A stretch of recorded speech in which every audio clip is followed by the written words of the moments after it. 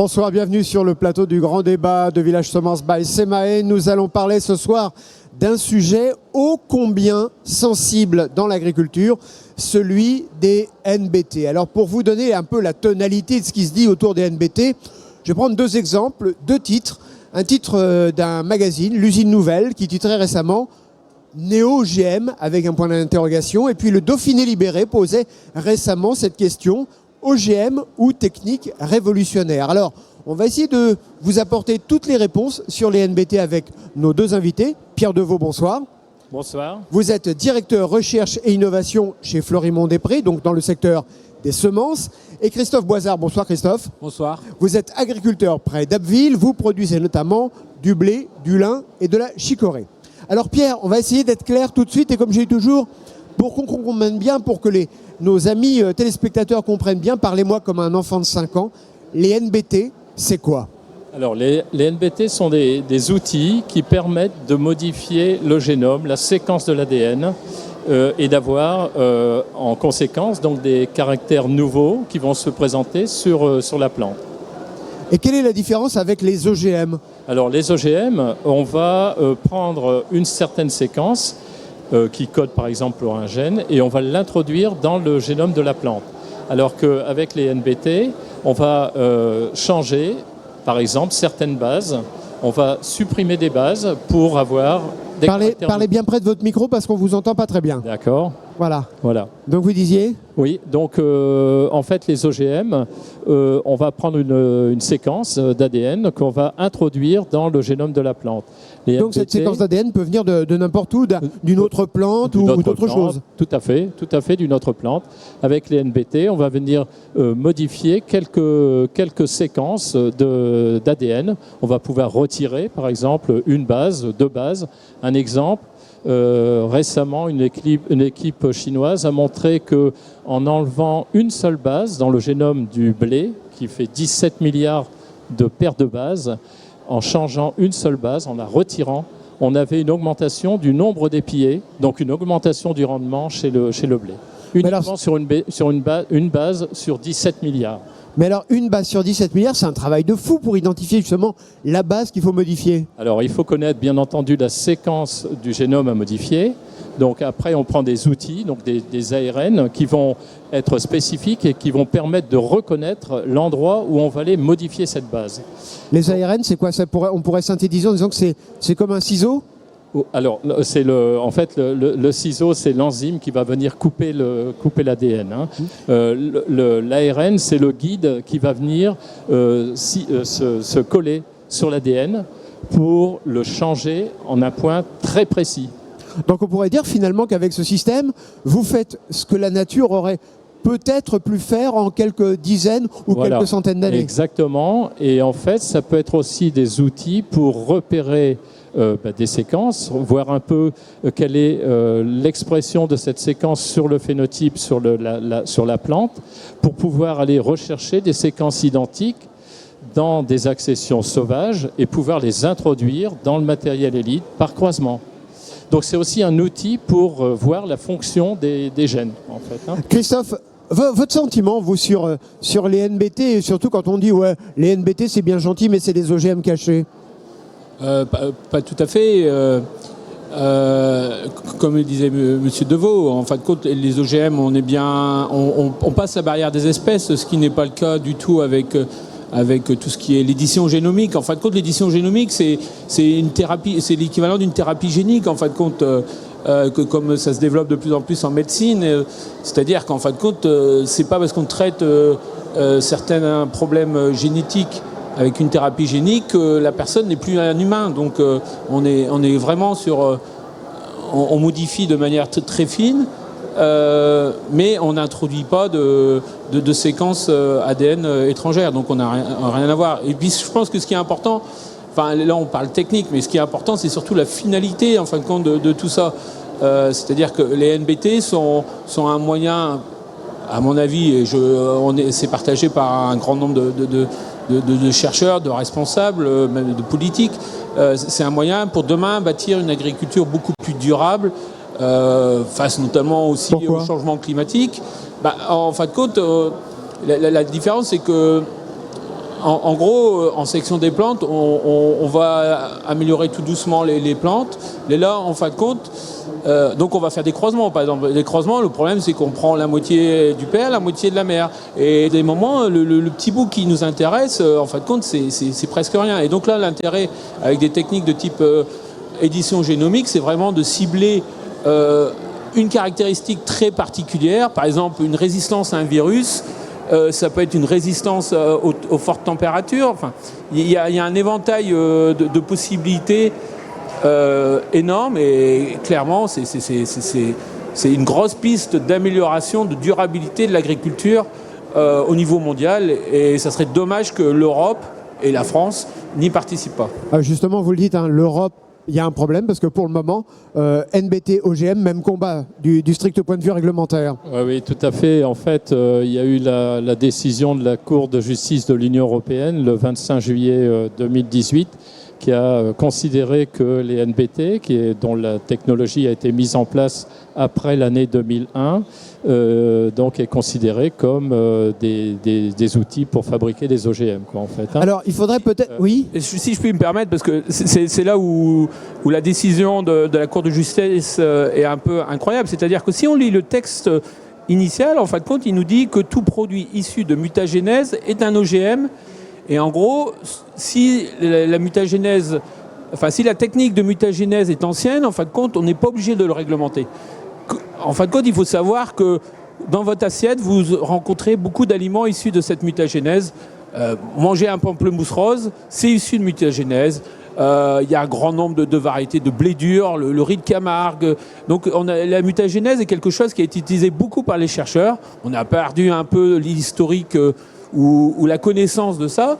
Et donc aujourd'hui, en fin de compte, par rapport à la mutagénèse, c'est comme, on peut considérer que la Cour de justice européenne a considéré que peut-être la moitié de notre assiette aujourd'hui est OGM qui non soumis à réglementation, ce qui devient un peu totalement flou, quoi. C'est totalement flou. Un des premiers OGM, c'est l'être humain. Aussi, ça c'est encore un autre... puisque, par exemple, effectivement, les chercheurs ont prouvé qu'on a 8% de nos gènes qui descendent d'un virus. Alors, Pierre. Justement, je voulais rebondir là-dessus, c'est très intéressant ce que vous avez dit. C'est que je vais prendre par exemple l'exemple du bananier. Le bananier est attaqué par un virus qui s'appelle le banana streak virus, hein, en anglais. Et en fait, au fil du temps, c'est un ADN à double brin, donc comme les humains en fait. Hein. Et au fil du temps, son génome s'est intégré dans le génome du bananier. Et en fait, il est latent. Il ne bouge pas, le virus est là, il est dans le génome du bananier, il ne bouge pas, sauf s'il y a un stress hydrique, un autre stress. Et à ce moment-là, il va venir se réveiller et puis devenir infectieux et créer des symptômes au niveau de la plante. Et donc, ce qu'ont fait les chercheurs qui travaillent sur ce bananier, ont réussi à aller inactiver les séquences de ce virus intégré dans le génome du bananier. Alors moi, je voudrais qu'on revienne un peu sur les secrets de laboratoire et en tout cas, ce qui peut crédibiliser aussi la démarche des NBT et la façon dont on utilise les technologies, c'est qu'il y a une technologie qui a quand même valu un prix Nobel. Oui, tout à fait. Donc il y a le fameux prix Nobel qui a été accordé à Emmanuel Charpentier et puis Jennifer Doudna, donc en 2020. Leur première publication sur l'utilisation des NBT sur les plantes date de 2012. Donc c'est vraiment un record en 8 ans, hein, entre la sortie de la publication originale et puis l'obtention de cette distinction très honorifique. C'est vraiment un record, quoi. Et ce savoir-faire, on l'a utilisé il n'y a pas si longtemps que ça, il y a quelques mois, pour créer... allez, vous allez me dire si je me trompe, il y a 2 entreprises qui ont créé, elles s'appellent l'une Moderna, l'autre Pfizer. Oui, absolument, oui. Pour le vaccin, le vaccin ARN messager contre le Covid. Mais au niveau des plantes, hein, ce qu'il faut savoir, c'est qu'au Japon, il y a déjà une tomate qui a été éditée, qui est enrichie avec de l'acide gamma-aminobutyrique, qui est en fait qui a des actions sédatives et qui fait baisser la pression artérielle. Donc la teneur dans cet acide gamma-aminobutyrique a été multipliée par 15 par rapport à la tomate d'origine, en fait. Christophe, quel pourrait être l'intérêt pour vous? Je rappelle vos productions, du blé, du lin, de la chicorée. Est-ce qu'il y a déjà des idées Oui, j'aime bien suivre un peu toute la recherche autour de CNBT. Il y a des possibilités énormes. Par exemple, il y a des chercheurs allemands qui ont trouvé à rendre résistant à un virus transmis par une cicadelle. Alors une cicadelle, c'est une espèce de petite sauterelle qui en piquant, en fin de compte, le blé transmet un virus qui provoque qui rend les plantes naines, en fin de compte, et donc qui ne produisent pas. Ils ont réussi à transmettre une résistance à ce virus. Par exemple, je produis la chicorée. La chicorée, en fin de compte, on produit l'inuline, c'est un faux sucre, c'est une fibre sucrante, donc un prébiotique. Mais en parallèle, on a des facteurs d'amertume, ce qui fait que la chicorée, c'est le fameux. On peut rajouter ça à la place où on rajoute dans le Nord en même temps que le café, donc l'amertume. Et on pourrait demain, en fin de compte, enlever cette amertume. Ça fait partie des recherches d'un groupe de chercheurs belges. Donc il y a plein de possibilités. J'espère demain, je suis aussi producteur de betteraves. On a beaucoup parlé des néonicotinoïdes. Une des pistes demain, c'est de trouver, on l'espère, un gène. Parce que le problème des NBT, c'est bien d'identifier d'abord le gène intéressant. Et si demain on a un gène intéressant, de l'introduire le plus rapidement possible sur des variétés qui sont déjà tolérantes aux maladies, tolérantes à la sécheresse, tolérantes à d'autres parasites, plutôt que de faire des croisements qui vont faire que pour avoir une variété productive, il faudra 15 ans, parce qu'au début, vous allez faire un croisement, vous allez récupérer des gènes intéressants, mais vous allez aussi, avec une variété sauvage, en fait, vous allez trouver des gènes intéressants, mais vous allez aussi trouver des gènes peu intéressants, comme la sensibilité aux maladies, par exemple. Et donc, ça serait dommage qu'en fin de compte, on fasse une machine arrière pour introduire un nouveau gène, alors qu'on a des outils qui nous permettent d'aller beaucoup plus vite et de maintenir le progrès génétique qui était antérieur. Mais est-ce que vous n'êtes pas un peu coincé d'ailleurs sur votre production de betteraves, parce qu'on dit plus de néonicotinoïdes et pas de NBT? Donc là, vous êtes dans les fameuses impasses dont on parle, on dit on ne peut pas arrêter sauf à créer des impasses. Non, c'est évident que aujourd'hui le frein autour des NBT, bon, alors ça se met seulement en place, c'est quand même une technique nouvelle, mais aujourd'hui c'est évident que si en fin de compte la réglementation européenne évoluait rapidement, ça serait beaucoup plus facile pour les équipes aussi de chercheurs d'activer des moyens à ce niveau-là, des moyens de recherche, des moyens financiers, parce que faire de la recherche mais sans pouvoir aboutir derrière sur des applications concrètes, c'est un peu compliqué. Et effectivement, on perd du temps aujourd'hui. Pierre Deveau, chez Florimond-Després, je rappelle que vous êtes directeur recherche et innovation de cette entreprise. Vous travaillez sur des projets utilisant ces techniques? Oui, bien sûr, on est obligé, parce que en fait, si ça se débloque, ce qu'il faut penser, c'est que pour créer une nouvelle variété, il faut de l'ordre de dizaines d'années. Donc c'est quand même relativement long, à partir des croisements qu'on peut faire. Ça demande beaucoup de temps. Dont l'intérêt dont on vient de parler, de pouvoir aller modifier directement une lignée élite, une variété commerciale de haut niveau, en faisant vraiment de la chirurgie, en changeant une seule base, par exemple, pour améliorer le caractère. C'est important parce que, bien sûr, on va gagner du temps. Alors justement, je voulais rebondir sur ce que vous disiez tout à l'heure. La rareté de l'eau fait que, en fait, c'est devenu des caractères très importants pour travailler. Résistance à la sécheresse, résistance à la chaleur. Donc ça, ce sont des caractères très très importants. Et justement... Oui, parce qu'on peut se dire aussi, ils sont bien gentils les chercheurs, mais faire, je sais pas, par exemple, j'ai vu de la chicorée moins amère, on en parlait à l'instant avec Christophe. Fait, ouais. On peut jouer sur la couleur des pommes de terre. On peut se dire que ce n'est pas forcément fondamental. Non, bien sûr. Il y a des enjeux plus fondamentaux comme le bouleversement climatique qui peuvent justifier pleinement, c'est ce que vous disiez. Voilà, donc par exemple, on sait que les espèces, quand elles sont soumises à une sécheresse importante, leur ADN va se condenser.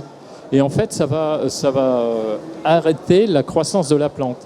Et donc, en période de sécheresse, la plante ne se développe plus. Et en fait, il y a une équipe de chercheurs qui a réussi à trouver un élément de l'ADN qui permet à l'ADN, en cas de sécheresse, de se décompacter. Et en fait, à ce moment-là, la plante est beaucoup plus efficace en termes de croissance. Des essais préliminaires ont été faits sur le maïs en serre. Et cette année, on fait des essais en champ pour vérifier que le comportement des plantes en serre est confirmé au niveau du champ. Alors, est-ce que là, il n'y a pas une angoisse, justement, quand vous parlez d'essais en plein champ, parce que on l'a vu récemment encore sur des chaînes de télévision françaises, des opposants, des syndicats d'agriculteurs disent on a eu la peau des OGM avec les faucheurs volontaires, on aura la peau des NBT avec nos faucheurs volontaires. Vos champs, ils vont être sécurisés, comment ça va se passer ? Oui, c'est évident que de toute façon, actuellement, ces types de produits sont considérés comme étant des OGM au niveau européen. Donc soit on attend, on est en train de travailler sur les produits pour pouvoir éventuellement les utiliser plus tard, ou alors on peut aussi aller dans des pays où l'expérimentation est possible et moins contraignante. Par exemple tout ce qui est Amérique, toutes les Amériques sont... C'est-à-dire que vous, chez Florimond-Després, vous pourriez envisager d'aller faire vos expériences aux États-Unis ? Oui, il y a beaucoup de sociétés qui sont allées expérimenter dans d'autres lieux où la réglementation est moins stricte. Ce qu'il faut savoir, c'est, comme je disais tout à l'heure, c'est qu'il faut 10 ans pour créer une nouvelle variété. Donc si on veut être prêt quand la législation va être plus favorable, si elle l'est, j'en n'en sais rien, eh bien il faut être prêt avec des produits commerciaux, quoi. Mais comme je disais tout à l'heure, c'est important aussi d'avoir ces outils qui nous permettent d'identifier la fonctionnalité des gènes pour aller rechercher éventuellement ces gènes dans des accessions sauvages et les introduire par croisement avec tous les problèmes que Christophe a. Il y a un truc qu'il faut bien comprendre. Attendez, Christophe, parce que répondez pas aux questions que je vous ai pas encore posées. Moi, je voulais vous poser la question de l'agriculteur. Ça vous agace pas justement cette récurrence de l'histoire des faucheurs volontaires qui reviennent, qui étaient là contre les OGM et qui vont revenir sur les NBT ? Parce qu'il faut bien comprendre une chose, c'est que en fin de compte, autant les OGM, la transgénèse, on passe bien à la barrière des espèces. Là on parle d'outils de NBT où en fin de compte, on est capable de faire la même chose par des croisements, mais sauf qu'il faut 10 ans, 15 ans, 20 ans, pour obtenir la même variété qu'avec NBT, au lieu de mettre 1 an, 2 ans, 3 ans, il faudra peut-être 50 ans. Donc c'est possible de le faire, mais ça sera beaucoup trop long par rapport aux enjeux à la fois de réduction des phytosanitaires, à la fois sur les enjeux par rapport au changement climatique. Oui, c'est quand même un souci qu'on freine aujourd'hui la recherche, alors qu'en fin de compte, il n'y a rien qui distingue une variété NBT d'une variété classique. Si on vous disait demain on a besoin d'une partie de vos parcelles pour faire des essais NBT ? J'en serais enchanté pour montrer au grand public qu'il n'y a pas de souci. Il y a une autre chose qui est importante, je pense, c'est que les essais vont en pleine, mais demain, si jamais il y a des variétés si on autorise les NBT dans l'utilisation, l'inscription des variétés, c'est-à-dire le contrôle par les services de l'État avant l'inscription des variétés, c'est-à-dire qu'on va observer les plantes, est-ce qu'il n'y a pas de risque, etc. Est-ce que la farine est bonne, si on est sur du blé, est-ce qu'il ne développe pas les maladies, en gros, moi, en tant qu'agriculteur, demain, si on me propose une variété NBT, il ne suffit pas qu'il soit marqué NBT dessus pour que je l'achète. Il va falloir avant évaluer les variétés. Donc le système aujourd'hui des semences qui permet d'avoir des semences de qualité, demain perdure. C'est pas non plus une plante qui va sortir du laboratoire directement pour atterrir dans mon champ. Je pense que ça, c'est aussi important que le grand public le comprenne. Il y a combien de temps d'essai en plein champ avant que la plante elle finisse dans un catalogue et qu'elle finisse commercialisée ? Il faut 2-3 ans pour déjà bien évaluer le matériel. Donc en fait c'est notre travail de semer des parcelles. On a des milliers de parcelles qui sont en essai chaque année, pas de NBT, de matériel conventionnel. Et donc on va essayer de tirer le meilleur de ces lignées pour développer une variété, en fait. Et il y a des parcelles qui sont plantées, personne ne peut savoir identifier que ce sont des NBT. Ça ne se met pas à clignoter la nuit en disant c'est des NBT. Non. Il n'y a pas de NBT clignotante encore. Non, pas encore. Non. Plus sérieusement, quelle est la place de la France dans le domaine de la recherche, dans ce domaine des NBT ? Est-ce que la France est bien placée ou pas ? Alors, on a un prix Nobel quand même, donc c'est quand même bien.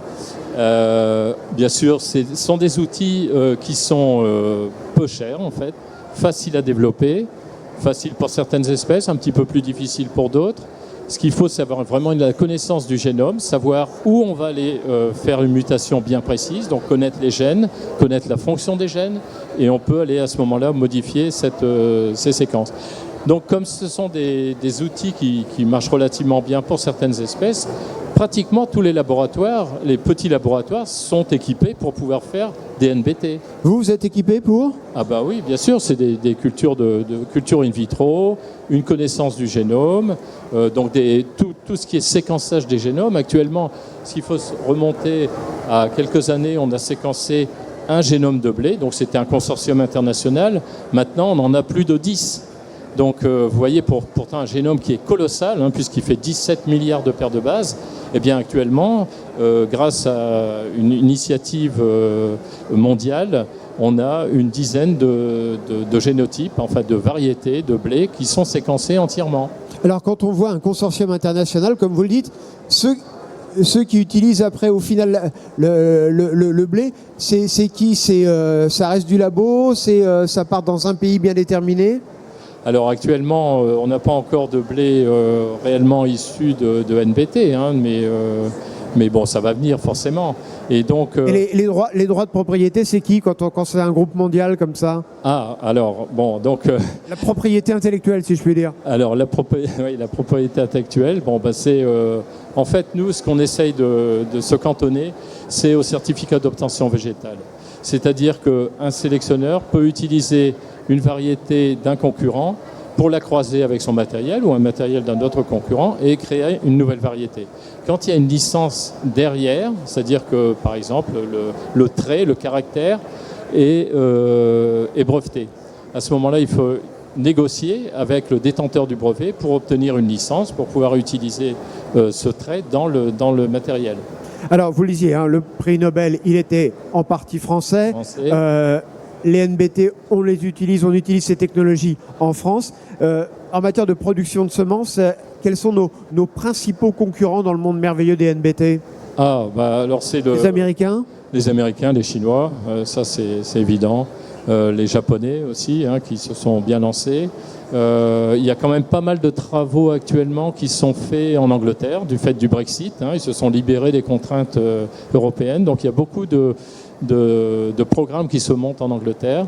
L'Allemagne n'est pas en reste non plus. Il y a beaucoup de laboratoires. Je dirais franchement que tous les laboratoires, pratiquement, dans le domaine végétal, travaillent avec les NBT, soit pour valider des gènes, soit pour créer des nouveaux produits. Mais c'est tellement peu cher et si facile maintenant, avec des technologies de séquençage, etc., de meilleure connaissance du génome, que pratiquement tous les laboratoires en font. Donc, Christophe, vous n'avez pas peur que, quelque part, avec la tiédeur et la prudence de l'Union européenne, on ne se tire pas une énorme balle dans le pied et qu'on laisse des pans entiers de la production aux Chinois, aux Américains, peut-être aussi aux Russes ? Alors, pour moi, c'est assez évident que là, le temps, le frein sur lequel qu'on s'est donné en Europe est problématique aujourd'hui. Il faut qu'on avance beaucoup plus vite. La France est quand même le premier exportateur de semences au niveau mondial. Ça serait dommage qu'en fin de compte, ne pouvant pas accéder aux nouveaux outils du NBT, on perde aussi cette place. Et surtout, comme je disais tout à l'heure, en termes de finalité, il y a des possibilités. Comme le rappelle M. Deveau, le CRISPR, c'est contrairement à la transgénèse qui coûtait horriblement cher, les NBT coûtent relativement peu cher. Et donc, c'est accessible à un grand nombre de labos.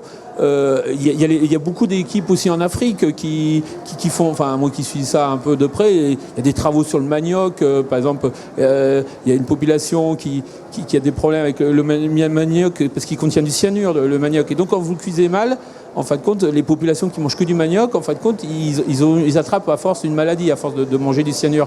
Et donc il y a une équipe d'Africains qui, en gros, grâce à CRISPR, a réussi à enlever le gène qui produisait ce cyanure. Et en fin de compte, demain, on pourrait produire donc du manioc pour ces populations pauvres qui ne contient pas de cyanure. c'est quand même des progrès phénoménaux. Et il faut bien comprendre que comme c'est peu cher, en fin de compte, chaque zone, j'ai presque envie de dire, chaque région pourra avoir ses applications qui concernent un peu ses productions, son terroir, des productions peu fréquentes aussi, des cultures plus mineures que par rapport aux EGM, où les EGM, en gros, c'est le maïs, le soja, quoi, voilà. Vous avez besoin de quoi en priorité ? Ce serait quel type de produit, quel type de résistance ou quel type d'aide à la culture ? Les résistances, à mon avis, les plus faciles à déployer dans un premier temps, ce serait les résistances aux viroses. Les viroses sont transmises par des virus. Aujourd'hui, on est obligé de traiter avec des insecticides. En fin de compte, le problème, il n'est pas, par exemple, sur la betterave, le problème, c'est pas, on traite contre le puceron, mais le puceron, en fin de compte, ne nous pose pas de problème. C'est pas le puceron qui nous pose problème. Ce qui nous pose problème, c'est que le puceron ramène un virus. Si jamais on avait des betteraves tolérantes aux viroses, en fin de compte, les pucerons, on s'en occuperait plus. On n'aurait pas besoin de mettre d'insecticides. Donc, en gros, dans la démarche éco-phyto, dans la démarche agriculture durable, c'est évident que ça fait partie des pistes les plus intéressantes dans un premier temps. Pierre ? Oui. Vous pouvez répondre à la demande ? Oui. Alors moi, je pensais justement en écoutant là que, en fait, j'ai vu des travaux récents qui ont été faits donc en Chine sur malheureusement donc tout ce qui est lié à l'utilisation des engrais maintenant augmente fortement pour les agriculteurs. Et en fait, sur l'orge, ils ont réussi à changer justement un gène et permettre une orge qui est beaucoup plus efficace en termes d'utilisation d'azote. Donc on arrive à ce moment-là à réduire de 20% la quantité d'azote et de maintenir le rendement au même niveau. Donc voilà, donc c'est un autre exemple. Alors moi j'ai entendu quelque chose sur le salon de l'agriculture venant de professionnels du secteur des semences notamment qui me disaient écoutez, c'est pas compliqué, si l'Union européenne continue de considérer que ce sont des OGM cachés, parce que globalement c'est un peu ce qui se dit à Bruxelles, pas grave, on en fera dans nos labos, puis on ira vendre le fruit de notre travail dans des pays qui l'accepteront. Est-ce que ça, c'est possible ? Est-ce que ça va arriver ? Et Christophe, je vous poserai la question de savoir si c'est souhaitable. Oui, alors moi, j'ai vraiment un exemple sur la pomme de terre. Vous savez qu'il y a un gros problème en pomme de terre, c'est la résistance au mildiou. On se souvient en 1840, la famine qui a eu lieu en Irlande et les migrations. Il y a eu 2 millions de morts en Europe à cause de cette maladie.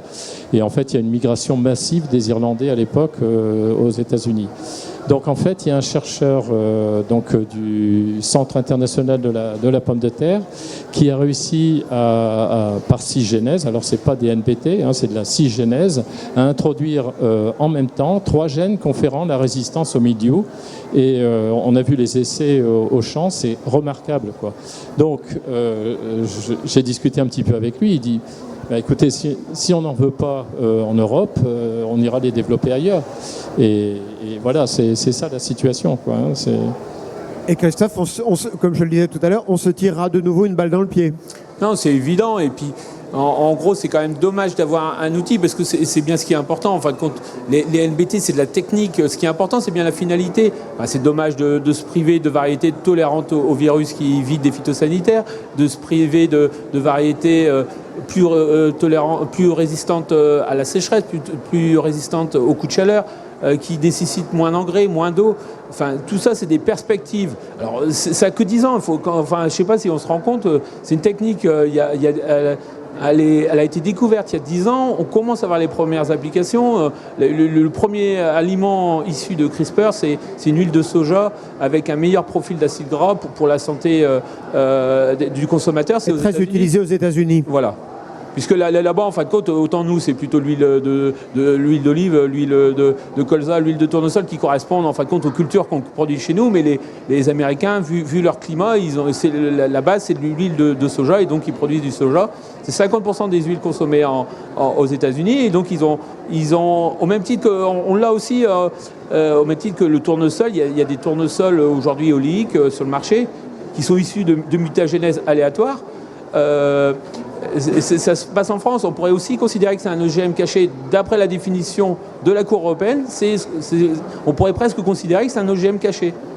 Allez, vous avez gardé le micro parce qu'il nous reste une poignée de secondes avant la fin de cette émission. Imaginons que vous êtes à Bruxelles. devant le Conseil des ministres de l'Agriculture ou devant la Commission. Vous devez les convaincre du bienfait et de l'utilisation des NBT. En quelques phrases, vous diriez quoi? Arrêtons de regarder, en fin de compte, la technique, regardons la finalité. C'est-à-dire qu'on ne peut pas se priver d'outils qui permettent d'améliorer la durabilité de notre agriculture. Enfin, pour moi, c'est inimaginable. On ne peut pas se donner des objectifs et en même temps se priver des outils pour les atteindre. Merci beaucoup, messieurs, d'avoir participé à cette émission.